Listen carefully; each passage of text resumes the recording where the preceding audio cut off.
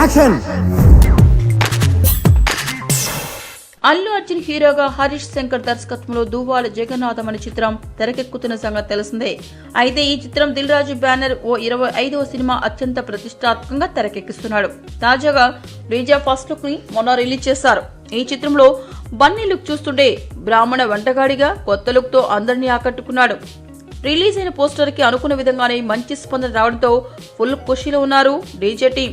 అయితే ఇప్పుడు ఈ చిత్ర స్టోరీ ఇదేనట్టు కొన్ని పుకార్లు జోరందుకున్నాయి.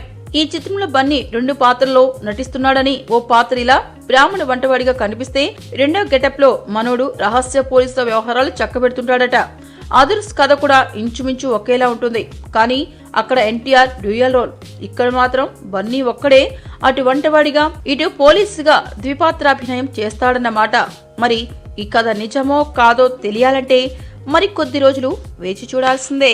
మీకు ఈ వీడియో నచ్చితే ఒక లైక్ కొట్టండి, లేకపోతే కామెంట్ చేయండి. బట్ సబ్స్క్రైబ్ చేయడం మర్చిపోకండి.